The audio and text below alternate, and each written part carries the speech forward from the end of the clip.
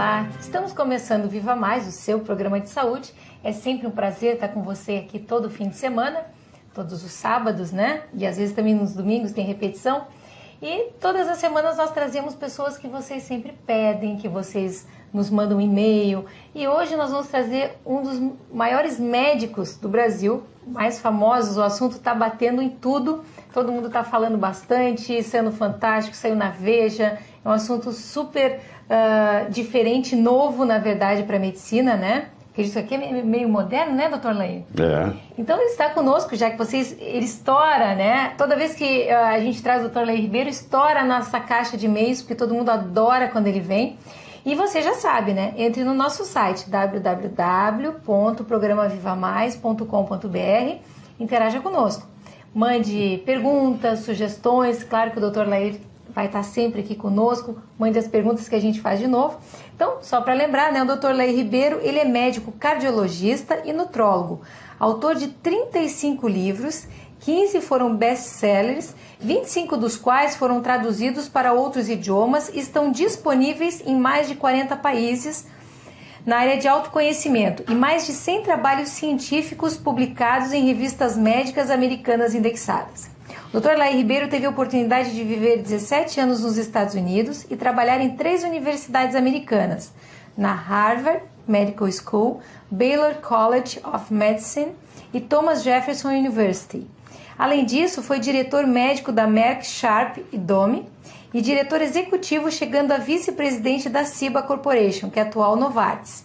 Ele hoje trabalha em vários países da América do Sul, Central, do Norte e na Europa, ministrando conferências e workshops sobre desenvolvimento pessoal e profissional, ministrando também cursos para médicos na área de anti-envelhecimento e modulação hormonal bioidêntica. Hoje, com um currículo desse, não preciso nem dizer para vocês que o programa hoje vai estar maravilhoso, né, Miguel? Bom, eu sou talvez o mais suspeito daqui. Eu também sou suspeito, porque eu já emagreci 6 quilos com o tratamento que vocês estão me dando. Eu tô adorando. Quem está assistindo, Ana, o programa e vai ver no intervalo que tem a publicidade das nossas clínicas, eu perdi 18 quilos. Então, assim, a primeira vez que o Lair veio aqui, eu devo dizer, como eu tive uma formação que eu acho que era muito ortodoxa, né, Lair? Porque eu trabalhei em UTI e tal, achava que conhecia muita coisa, eu vim meio desconfiado fazer entrevista, né? Porque era um assunto novo e tal.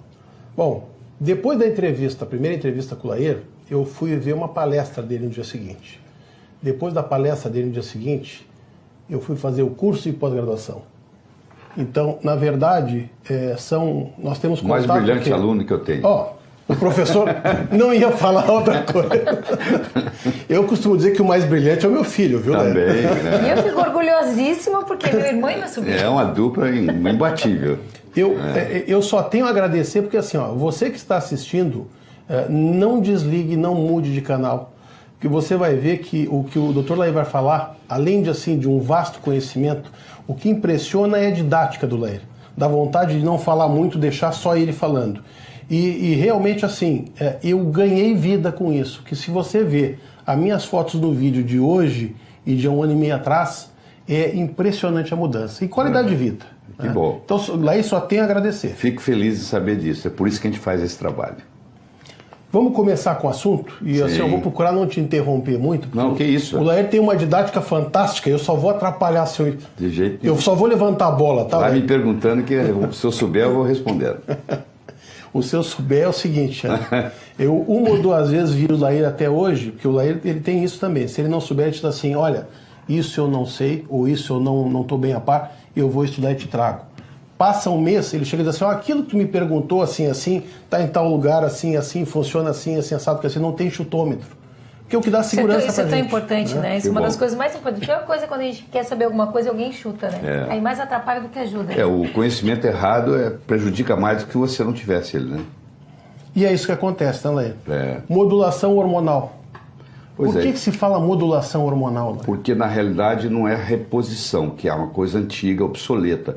Reposição era assim, faltava um hormônio, aliás, eles nem sabiam se faltava, porque não media nada na época, e também não valia a pena medir, porque o que dá não muda o que está lá, entendeu? Então uma mulher, por exemplo, está na menopausa, está com estrogênio baixo, Não adianta medir que ela está baixo, no caso da reposição, porque o que ia repor não ia mudar o estrogênio dela. Então a reposição, você olhava um hormônio e dava. A modulação, você primeiro equilibra como se fosse uma orquestra. Não adianta consertar só aquele violino que está desafinado. Você tem que trabalhar em grupo. É a tireoide trabalhando com pâncreas, trabalhando com adrenal, trabalhando com ovário, né? E assim por diante. É o equilíbrio, são os vários hormônios. E não é oral, você não faz isso pela boca, porque os hormônios esteroidais, eles não devem ser administrados pela boca, porque quando eles passam no fígado, eles mudam a característica e vai cair no sangue metabólitos, às vezes indesejáveis.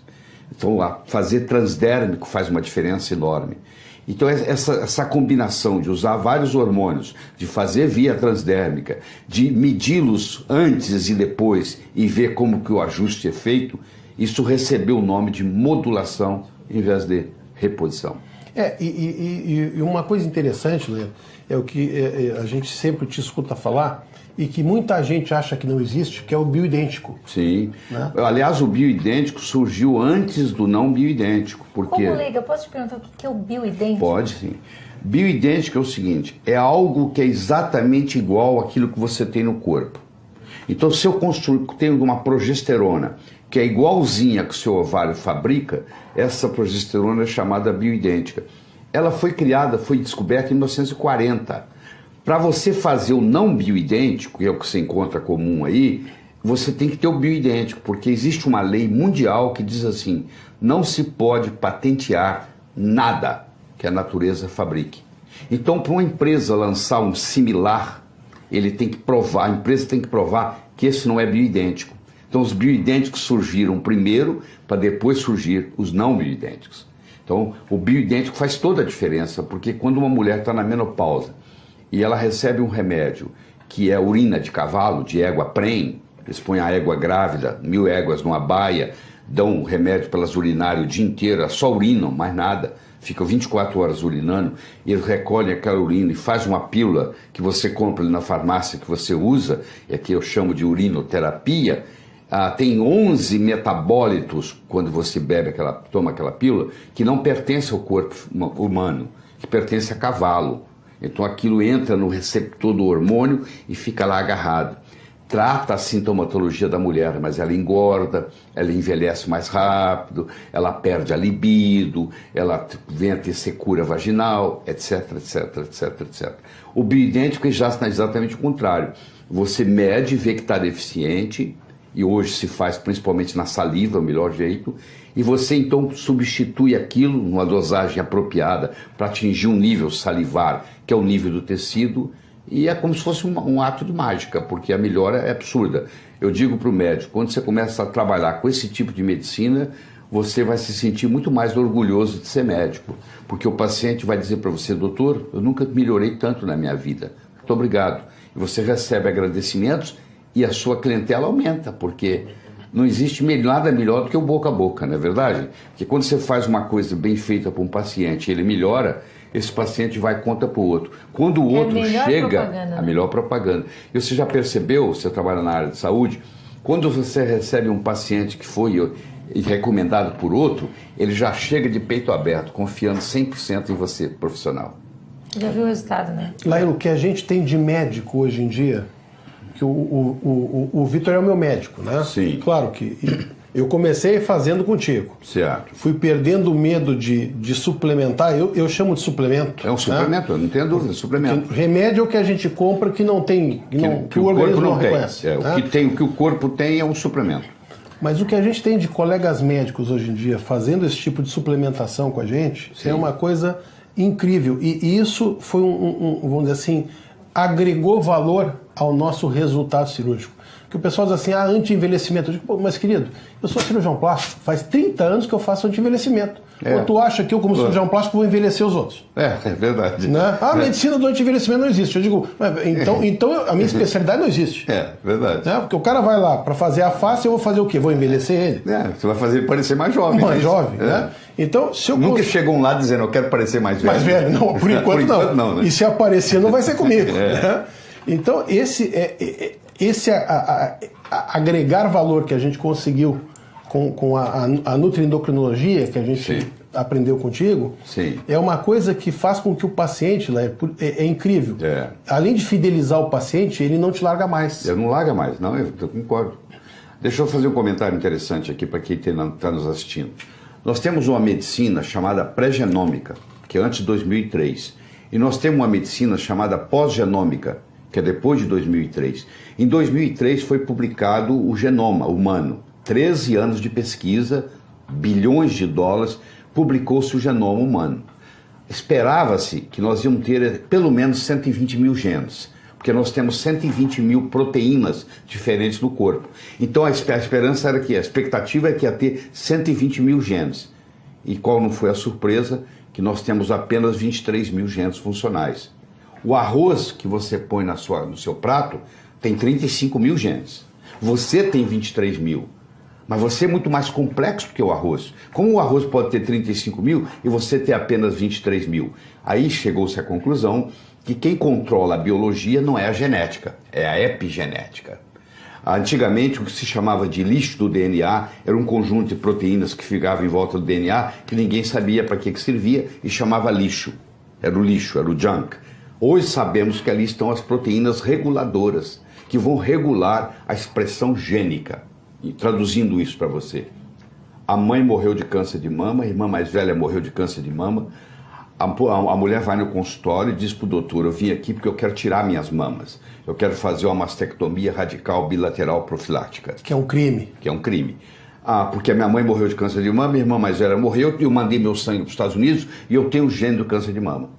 Antigamente você não tinha o que fazer, era esperar vir o câncer. Hoje você vai dizer para essa mulher, das duas uma, ou a senhora vai ingerir crucífera é brócolis, é repolho, é nabo, é couve-flor, é couve de Bruxelas, etc., 2 vezes por semana, ou a senhora vai ingerir um suplemento chamado indol 3-carbinol, 200 miligramas, diariamente, ad infinito, pro resto da vida. E isso não vai permitir a expressão gênica. Olha que bonito. Se você pegar uma colmeia de abelhas, é redundante colmeia de abelhas, mas pegar uma colmeia, você vai ver que a abelha rainha, ela vive 6 anos. A abelha operária vive 5 semanas. A abelha rainha vive 62 vezes o que vive uma abelha operária. E elas têm o mesmo genoma. Numa colmeia, todas as abelhas são gêmeas idênticas. Elas têm exatamente o mesmo genoma. O que faz a abelha rainha viver 62 vezes mais? O alimento, a geleia real, é feito para ela. Só ela ingere a geleia real. Olha a importância da nutrição. Quer dizer, porque ela se alimenta da geleia real, ela vive 62 vezes mais do que a abelha operária. Esse conceito é o chamado nutrigenômica, que é o uso do nutriente para mudar a expressão gênica. E isso é uma grande descoberta. E eu digo para as pessoas, você não é refém da sua hereditariedade. Não, meu pai morreu de câncer de mama, de câncer de próstata, minha mãe morreu de câncer de mama, eu estou fadado a ter câncer. Não é verdade, entendeu? Ninguém é refém da sua hereditariedade, porque hoje, com a epigenética, com a nutrigenômica, nós podemos revolucionar tudo. Isso é que é o bonito. Você dá para o paciente a esperança, entendeu? Ele chega ali preocupado. Você falou em geleia real para a abelha rainha. Sim. Ele tem algum efeito em nós humanos? Não é do mesmo jeito, e tem um porém. A geleia real foi feita para a mulher, para a fêmea. Então ela tem bastante hormônio feminino. Então eu não aconselho o homem a fazer uso de geleia real a longo prazo, porque ele vai ter consequências outras. Que é um alimento estritamente feminino, feito para a rainha. E na mulher ajuda? Contribui sim, contribui, ajuda sim, ajuda. Não é uma coisa grandiosa, mas ajuda. Tem muita coisa que a natureza faz que ajuda. Isso chama xenormese, esse conceito, que foi descoberto pelo um professor de Harvard recentemente, que vai provavelmente ganhar também o Prêmio Nobel de Medicina. Ele mostrou o seguinte, que, por exemplo, se você deixar uma uva sem dar agrotóxicos para ela, que ela se vire, problema dela. Ela vai nascer uma uvinha murchinha e vai lutar contra as pragas e os fungos, mas nessa luta ela vai desenvolver um fator que chama fator X, que nós chamamos hoje de resveratrol, e que agora o homem, o ser humano ingere aquele resveratrol e aquilo vai e estimula o gene da longevidade, que chama sirtuína. Então hoje nós estamos usando resveratrol para prolongar a vida humana. Existem muitos centros nos Estados Unidos, estudos de muitos milhões de dólares, estudando o efeito do resveratrol na longevidade e na prevenção de câncer. Quer dizer, uma coisa que vem da planta, que a planta usa para se proteger, que agora você pode usar. Esse fenômeno chama-se xenormese, porque a palavra xeno do grego quer dizer estrangeiro, veio da planta para o ser humano. Isso é uma das coisas, Ana, que eu estou suplementando há 1 ano e meio e que tu também está suplementando. Eu também já estou há 1 ano e meio desde que o senhor falou e eles me recomendaram. Entre eu outras, com resveratrol. Do lado da minha cama, do lado da minha cama deve ter uns 30 vidrinhos. Mas assim, vai muito maravilhosos, bem. que só tem me feito bem. É isso mesmo. E aí, como na faculdade de medicina, nós médicos não somos treinados em nutrição, o colega médico que está nos assistindo lá de Convir, que você teve 6 horas de aula de nutrição, o resto foram as fórmulas pediátricas, que a não ser que você seja pediatra, não teve aplicabilidade na sua clínica. Então o médico não sabe nada de nutrição. Eu sempre me interessei por nutrição e sou nutrólogo, eu sou oficialmente nutrólogo, são 1.041 nutrólogos no Brasil. Então quando você vai estudar nutrologia na profundidade, você volta a 400 anos antes de Cristo, quando Hipócrates, o pai da medicina moderna, dizia que o seu alimento seja o seu remédio e que seu remédio seja o seu alimento. Isso a partir do genoma, isso agora tomou conta. Cada vez mais os médicos vão ter que entender mais de nutrologia, cada vez mais. Bom, eu nem Nós preciso, vamos fazer uma pausa. Eu ia dizer que eu nem preciso dizer para as pessoas não saírem daí, porque eu tenho certeza que ninguém vai desligar. Mas eu vou pedir para que dê uma olhada, porque assim, provavelmente vai aparecer o comercial da minha clínica. Então dá uma olhada no que é a gravação hoje e do que é a gravação de 1 ano e pouco atrás. Eu estava 18 quilos mais gordo. Quer dizer, eu perdi peso sem perder saúde, pelo contrário, ganhei saúde. É verdade. A gente já volta com o Laír, não saia daí.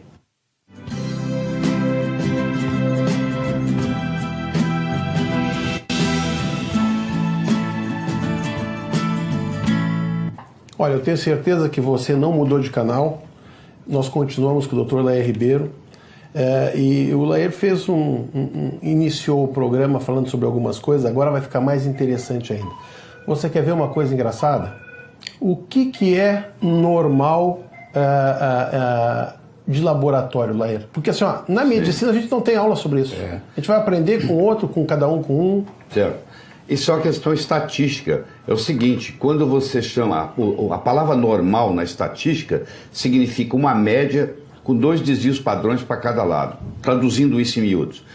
Quando você faz o normal em estatística, sobra 2,5% para um lado, 2,5% para o outro. Ou seja, quando você faz um exame de sangue e vem que é normal, o laboratório tem um banco de dados onde ele compara com aquele banco de dados. Ali tem gente doente, ali tem gente sã, ali tem gente jovem, ali tem gente idosa, ali tem de tudo.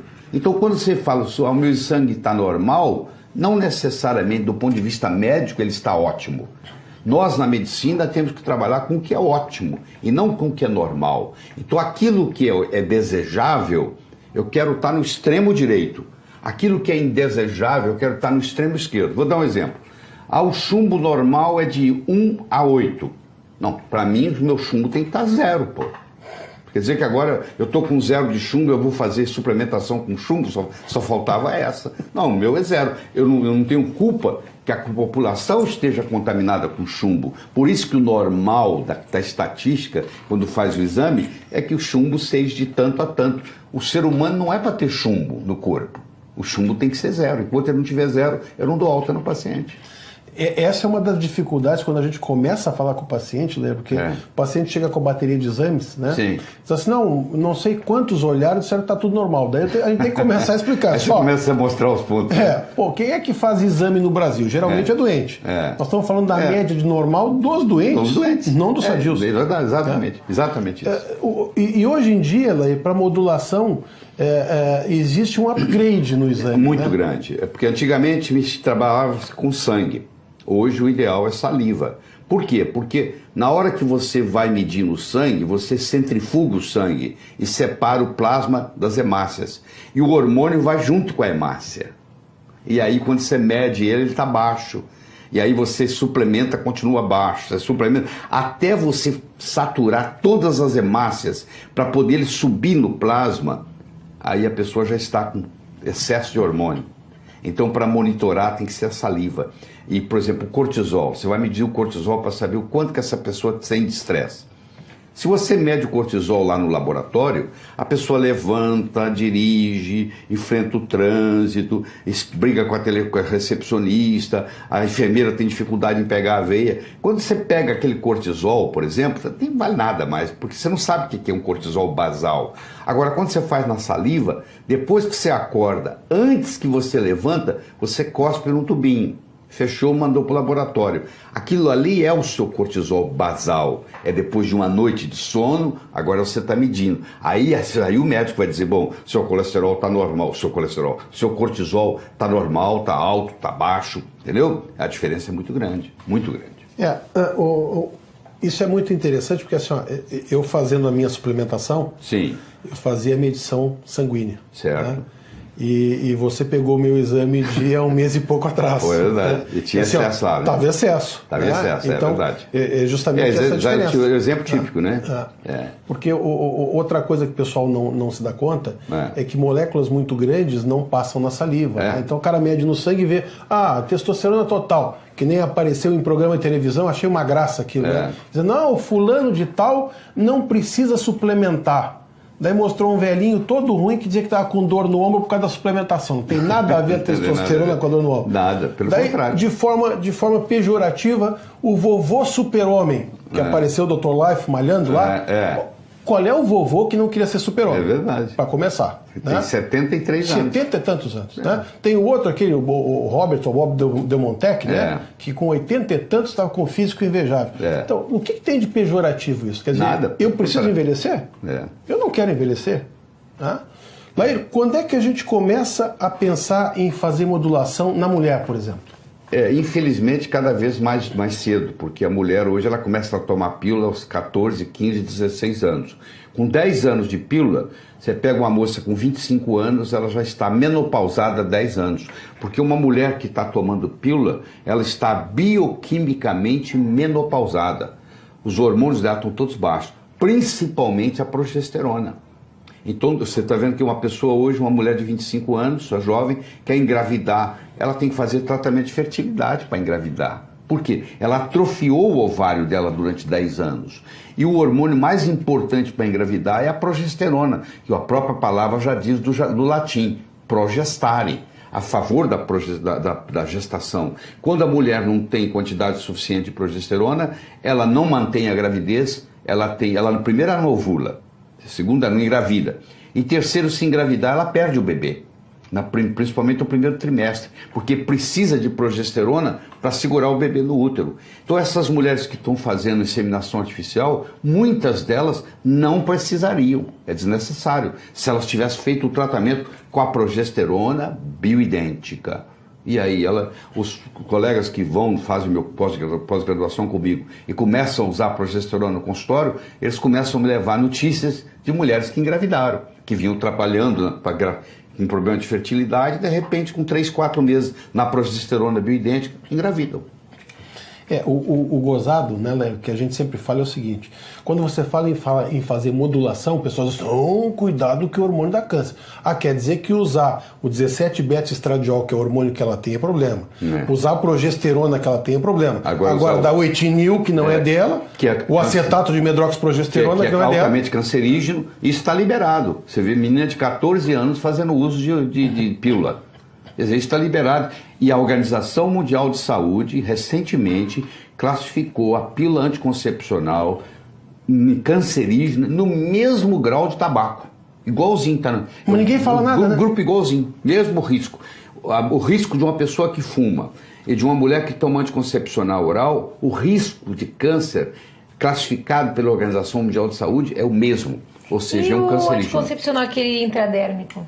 Depende do que foi implantado. Se foi implantado bioidêntico, o estrago é menor do que se for implantado não bioidêntico. Eu digo menor pelo seguinte, porque a mulher o corpo dela tem uma inteligência, ela tem um ciclo.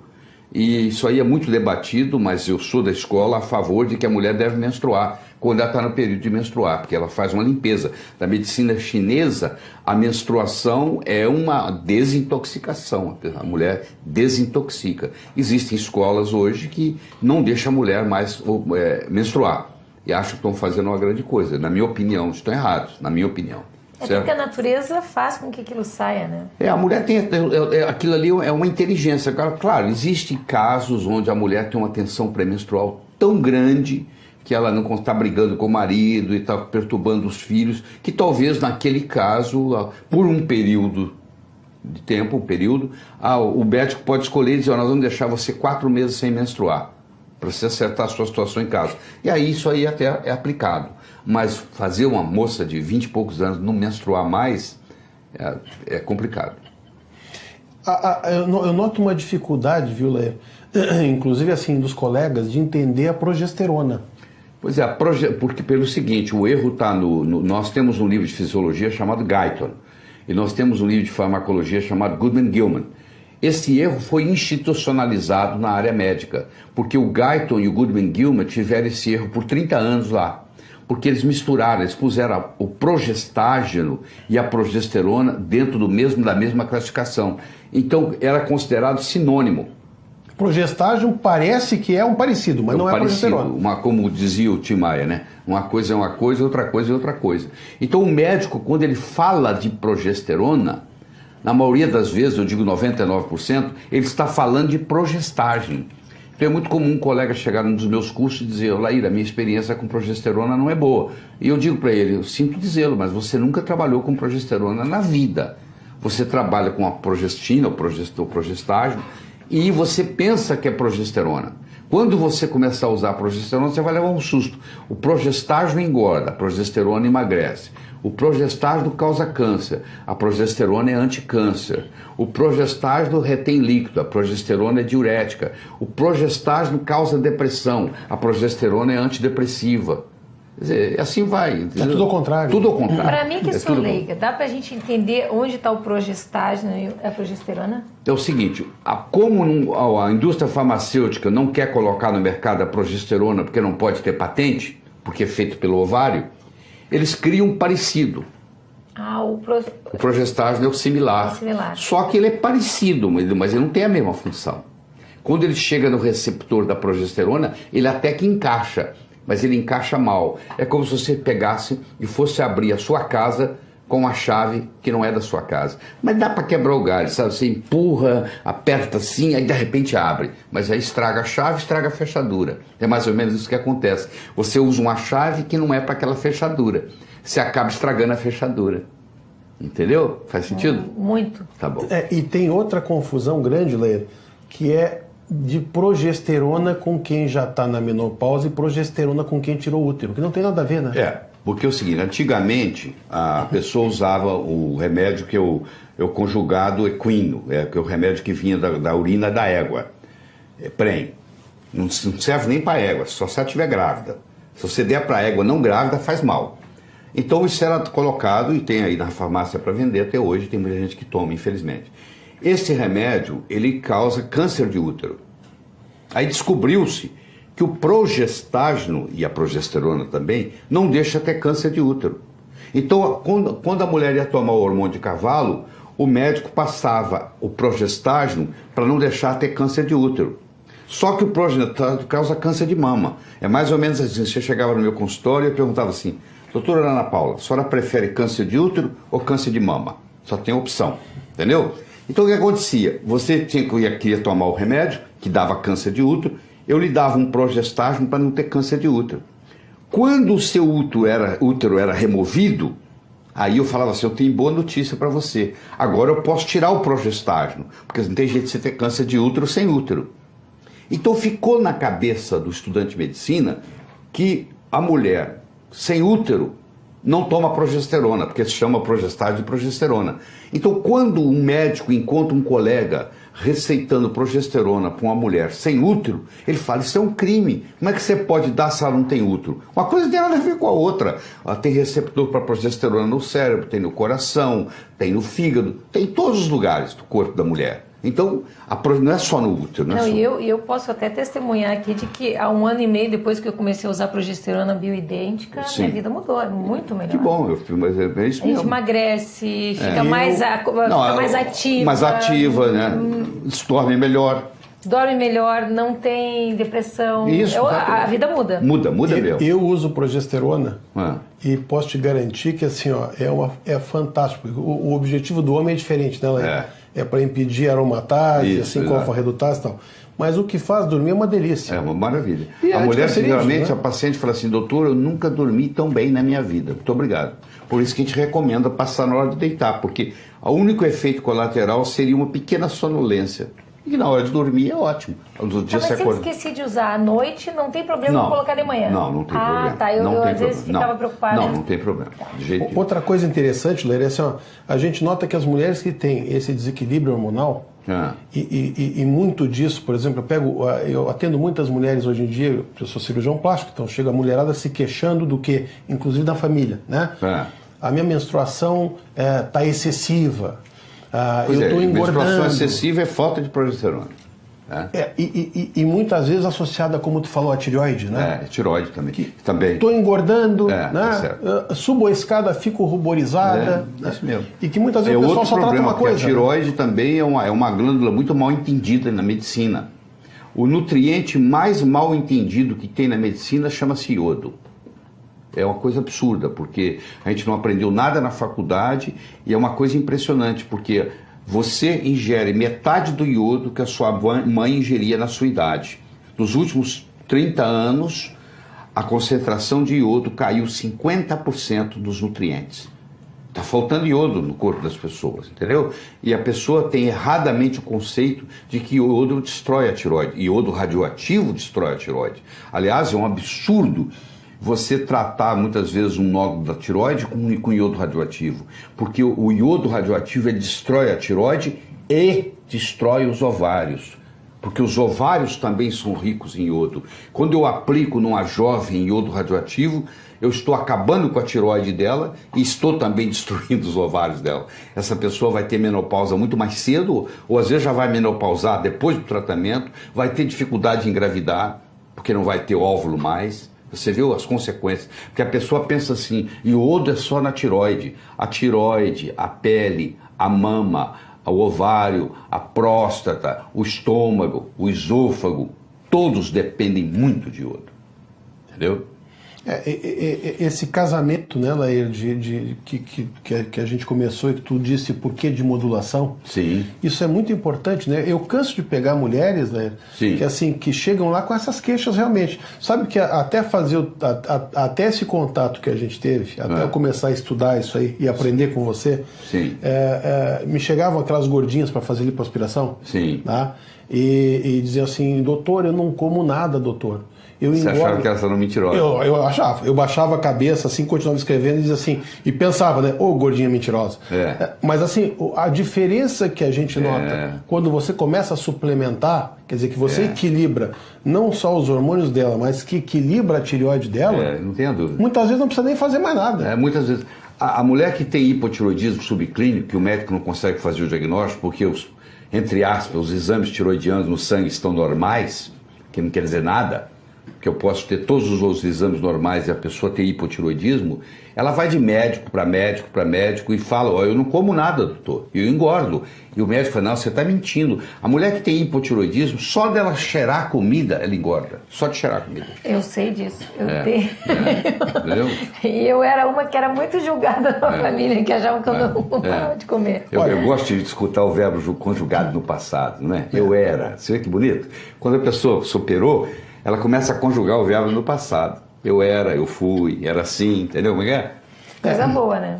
Mas eu acho que esse é o segredo e a parte inteligente, né, Laíra? Porque em casa também, como eu era muito contra muitas coisas que hoje em dia eu mudei completamente, claro, fui estudar, né? que a gente, como médico, muitas vezes é contra sem saber o porquê. Eu escutei falar. Eu digo, médico não pode dizer escutei falar. É ciência. Onde é que está escrito? Isso que o Lair faz, sabe, Ana? Tem trabalho aqui, publicado lá. Tá. E onde é que está o outro que diz que faz mal? Eu escutei falar. Escutou falar? Escutei falar não, né? Escutei falar é péssimo. Olha, nós vamos interromper mais uma vez, infelizmente, mas você não sai daí, que nós vamos falar um pouquinho sobre modulação hormonal masculina, que eu acho que é uma coisa importante também. Já?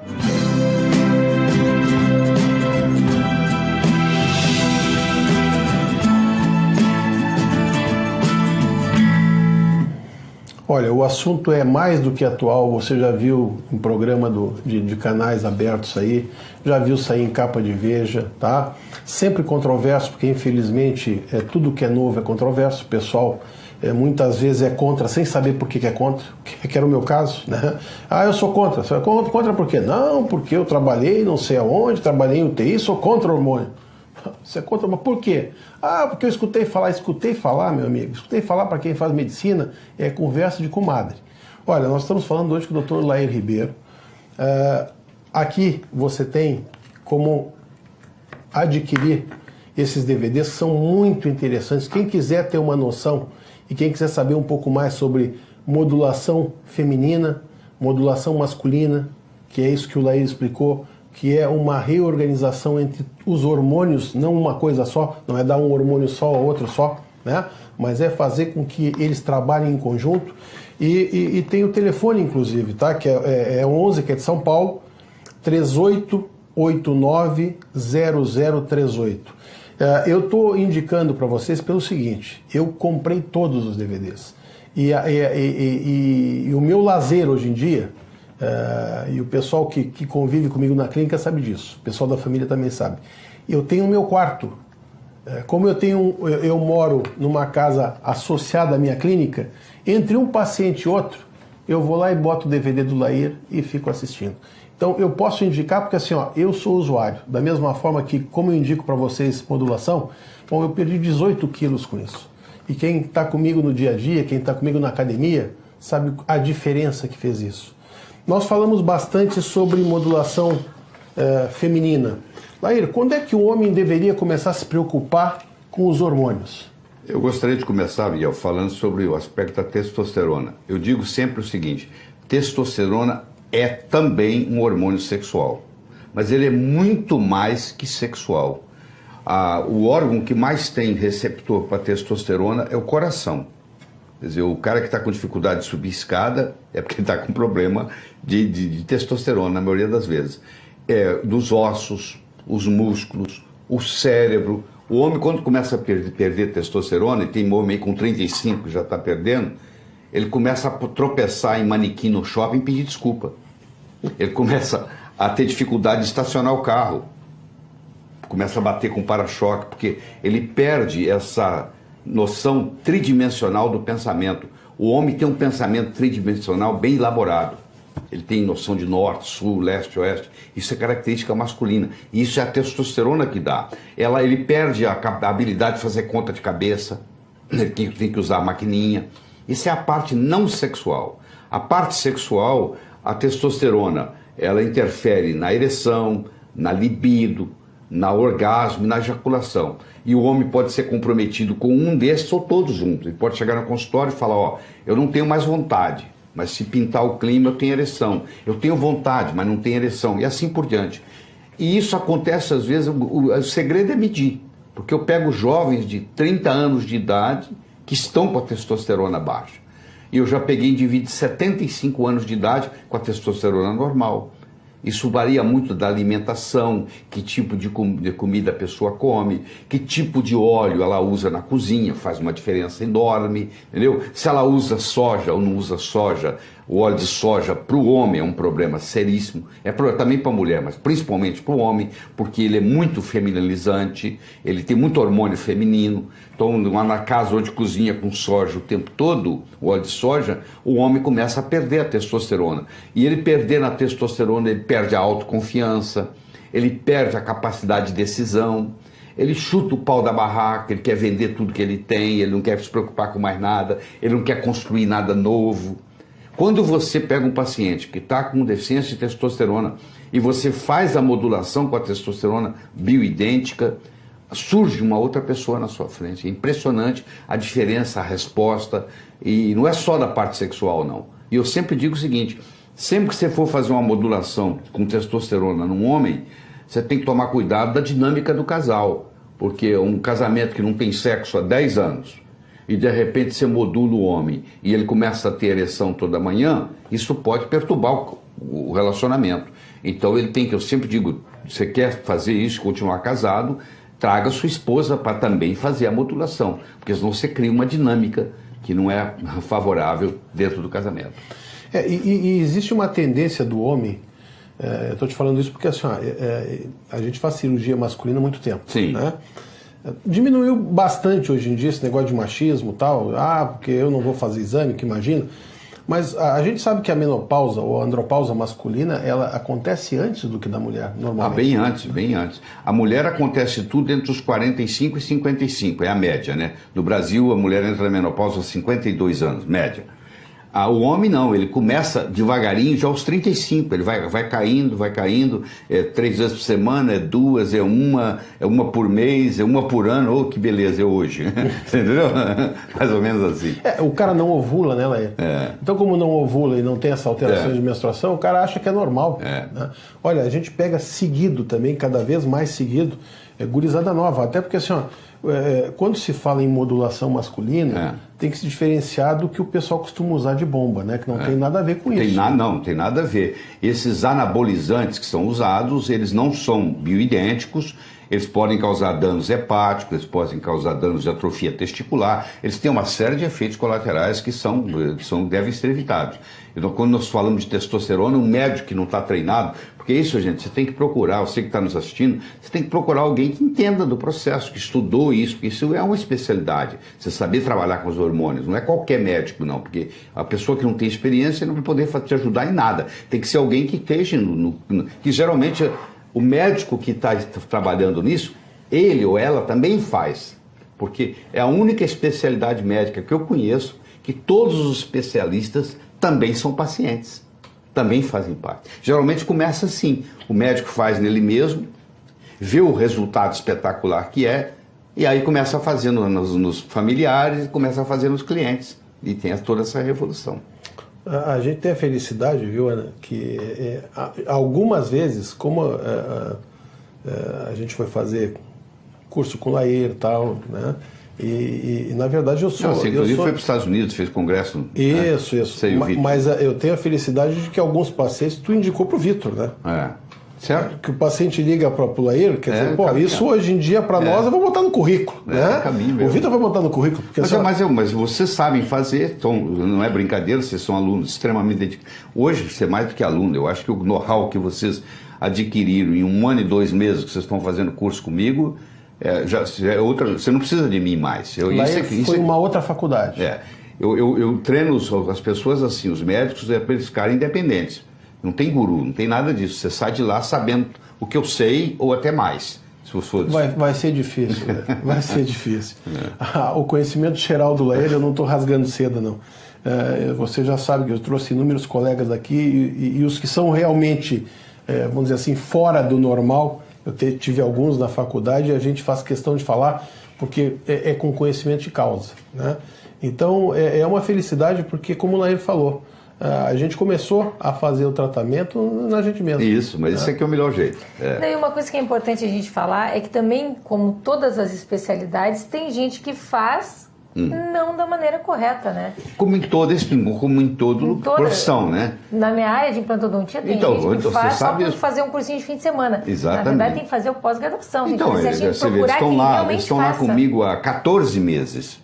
E você pode perguntar para o Miguel, a gente não perde tempo, né, Miguel? Não. 9 horas começa, vai até às 18, 9 horas começa, não perde um segundo lá, o tempo todo está aprendendo, né? E é o tipo da coisa, Lair, que não vale a pena a gente perder.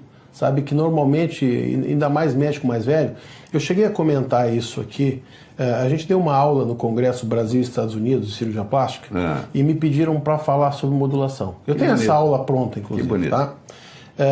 E o interessante foi o seguinte, Lair, porque eu dei metade da aula e eu parei e falei o seguinte, olha, que não é o normal em cirurgia plástica, né? Em sessão plenária deixam só o membro titular, que é o professor da especialidade falar.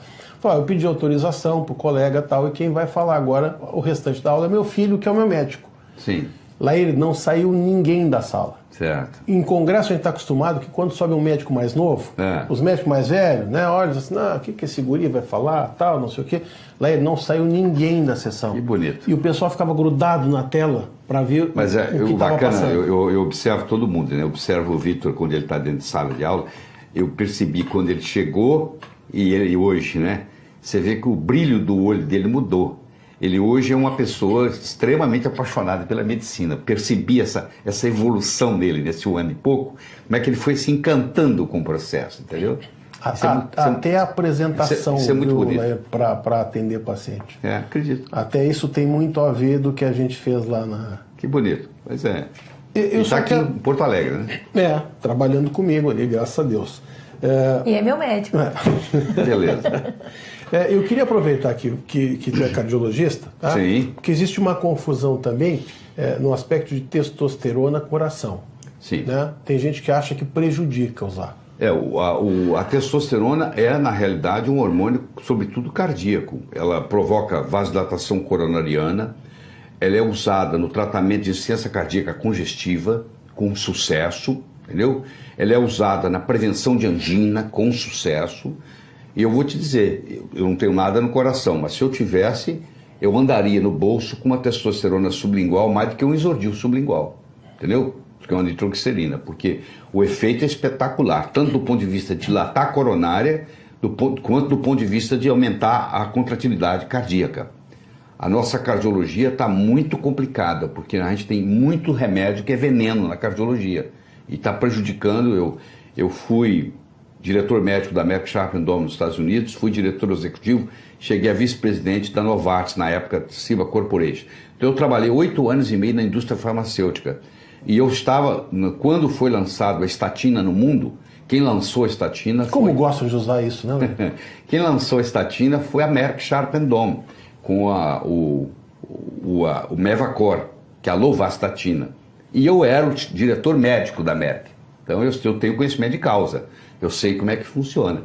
E hoje existe um exagero muito grande no uso da estatina, porque a estatina, antes de baixar o colesterol, ela baixa uma coisa chamada coenzima Q10, que você não consegue viver sem ele. Então as pessoas que tomam estatina, que não estão tomando coenzima Q10, elas têm fadiga, elas têm dor muscular, elas têm dificuldade de locomoção, entendeu? Elas começam a ficar deprimidas. E isso é por falta de coenzima Q10, que a cardiologia, por incrível que pareça, ainda não descobriu isso. Isso está no mundo inteiro, é uma coisa fabulosa, é um suplemento, não existe geração de energia, de ATP no corpo sem coenzima Q10, e a maioria dos médicos ainda não sabe como trabalhar com coenzima Q10, que você conhece muito bem. Como chega a gente, Lair, com suplemento, quer dizer, suplemento com medicação, sendo medicado com estatinas, né? É impressionante. E dor articular, perda de massa muscular, isso, depressão. Tudo isso. Gente que ia para cirurgia olha, não tem nada a ver com a minha área. Eu tenho casos de colegas médicos que desenvolveram rabdomiólise, que o músculo vai desintegrando, a pessoa não levantava mais. Não levantava mais. Você tira o medicamento, introduz proteínas, etc., e a pessoa volta à vida. E coenzima Q10, que é o principal. E o engraçado, né, é assim... assim como testosterona e os outros hormônios, a gente escuta o paciente chegar na clínica e dizer assim, não, olha aqui, ó, o hormônio, eu fui consultar, o cara bateu nas minhas costas, eu disse, não, bem-vindo aos 50. Ele falou, pô, quase quis bater no cara, que história de bem-vindo aos 50? Quer dizer que eu tenho que estar... Não, sabe o que eu falo? Eu falo depressivo? Assim, olha só, você vai no oftalmologista, você tem 80 anos, você vai no oftalmologista, você fala, doutor, não estou enxergando bem. Aí o oftalmologista não bate no seu ombro e diz, olha, isso é velhice. Não, ele vai te dar um óculos, você vai sair de lá com a visão 20/20, igual de um jovem. Tá? Você está com problema de pâncreas, você está com diabetes, você não chega com 80 anos e fala, estou com diabetes, você fala, vou te dar uma glicemia de 125. Não, vai te dar uma glicemia de 99. Ora, quando você está com o seu testículo velho e quando você está com o seu ovário velho, você também deveria receber a mesma atenção, né? Eu faço modulação com testosterona em mim mesmo, tem 15 anos, eu comecei aos 52, tem 15 anos, vou fazer 68. Tem 15 anos que eu faço modulação em mim mesmo. E eu notei em mim toda a diferença. Eu estou aqui hoje, amanhã eu estou dando aula aqui. Amanhã à noite, sabe onde é que eu estou? Em Belém. Eu vejo o Lair ficar 12, 14 horas de pé dando aula. Dando aula, sem problema nenhum. Impressionante. E eu sou testemunha disso, porque eu uso em mim também. Né? Então, nas cirurgias facilita. Nossa. Não tem, Lair, sabe como é que eu acordava antes? Eu deixava do lado da minha cama, eu deixava um Red Bull para quando me chamavam que tinha chegado o paciente, eu abria a geladeirinha, tomava o Red Bull, esperava começar a fazer efeito para levantar. Né? Entendeu? E já levantava meio, né? Porque tinha dormido mal de noite. Tinha dormido mal. Tava gordo, né? Mesmo fazendo exercício e tal, engordando normalmente, como todo mundo que vai envelhecendo. É o raio do normal. É o normal. Eu sempre digo o seguinte: envelhecer é normal? Ter câncer com envelhecimento também é normal. Não é saudável só, né? Não é saúde. Então, o que modifica esse tipo de medicina, que não é nova, Ana, isso aí tem mais de 30 anos, né, que o pessoal está fazendo direitinho, é que quando o médico tem que se dar conta que tem que voltar para estudar... Os taoístas, há mais de 1000 anos atrás, convidavam as mulheres grávidas para urinar na praça, tinha um lugar onde elas urinavam. Eles pegavam aquela urina, deixavam aquilo evaporar, pegava aquilo, levava para os reis, para as rainhas. Só o pessoal da realeza tinha direito àqueles hormônios, entendeu? Porque o hormônio era o quê? Era o hormônio bioidêntico. Era exatamente um bioidêntico. E aí que começou, há mais de 1000 anos atrás. Quer dizer, a coisa é antiga. Bom, deixa eu dizer uma coisa. Infelizmente, sou sempre eu que atrapalho aqui e termino o programa. Não, mas nós vamos fazer mais um programa. É isso que eu quero dizer. Eu quero depois. agradecer o Dr. Lair por estar aqui hoje conosco e falar para você que fique tranquilo. No próximo sábado vai ser o Dr. Lair continuando esse assunto. É isso aí. Como esse assunto